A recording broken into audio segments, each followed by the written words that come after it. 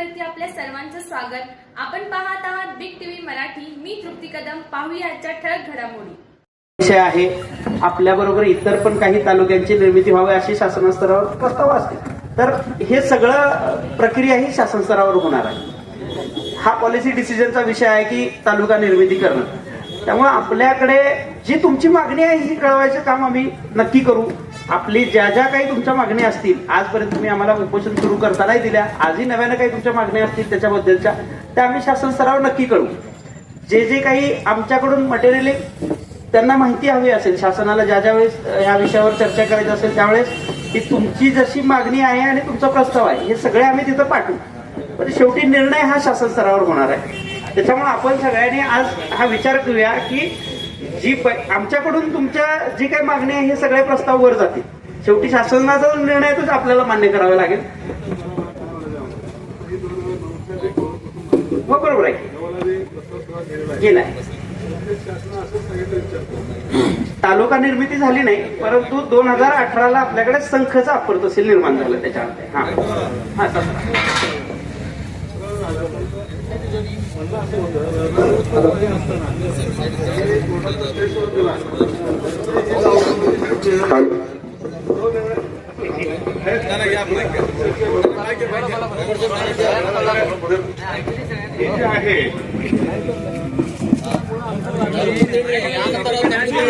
तुमचा मुद्दा माझ्या लक्षात आलेला आहे।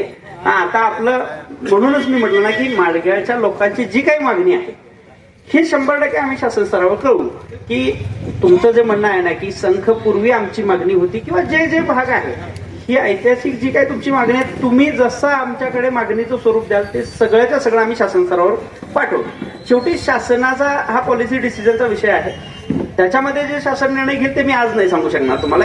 हा, म्हणून माझं एवढं सांगणं आहे की तालुका प्रशासन म्हणून माझी आपल्याला सगळ्यांना विनंती काय आहे की आपण ही चर्चा जसे आमदार साहेब आता बोलले त्या पद्धतीनं बैठक लावूया, सगळ्यांची एकत्रित चर्चा जर होत असेल तिथं त्यावेळेस तुमचे मुद्दे प्रकर्षाने मांडा आणि तो काही निर्णय होईल ते एकत्रित होऊ द्या।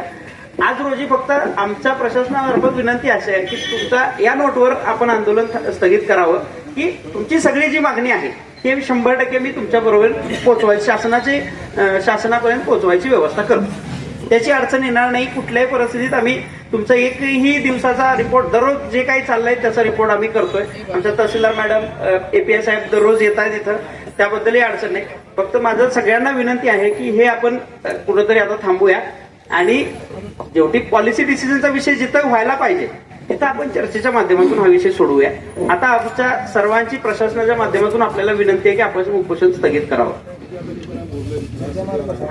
असं म्हणणं आहे जेव्हा पाठवलं जाते निर्णय झालाय म्हणून मी उपोषण निर्णय होईपर्यंत निर्णय व्हायलाच पाहिजे। हे आदांतर तलवार ठेवून आम्हाला चालत नाही, काहीतरी निर्णय झाला पाहिजे। टांगती तलवार ठेवायला लागेल प्रत्येक वेळेला। मला शेवटी अधिकार जे आहे त्यापेक्षा जास्त मी जर बोललो, हा हे माझ्या मर्यादा समजून घ्या।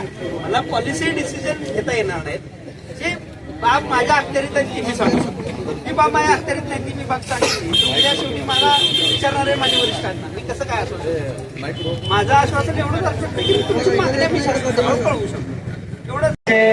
सहकारी सर्व गावकरी यांच्या प्रशासनाच्या विनंतीला मान देऊन आपण उपोषण सोडलं, त्याबद्दल मी सर्व प्रशासनाच्या वतीने आपला आभार व्यक्त करतो आणि आपल्या सर्व मागण्यांचा पाठपुरावा करण्यासाठी आमच्याकडून जे लागेल ते सहकार्य आम्ही तुम्हाला देण्याची आम्ही तजवीज करू। इथून पुढे आमच्या काही अडचणी, तुमच्या जरी काही अडचणी असतील तर आम्ही प्रशासकीय बाब म्हणून आम्ही तुम्हाला सगळे सहकार्य करू। धन्यवाद।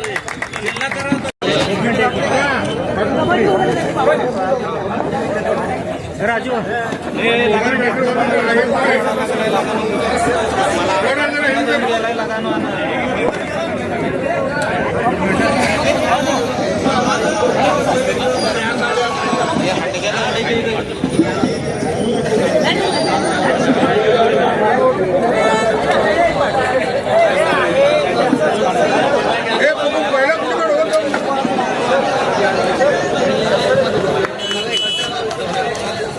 हो, नेट काढा सर।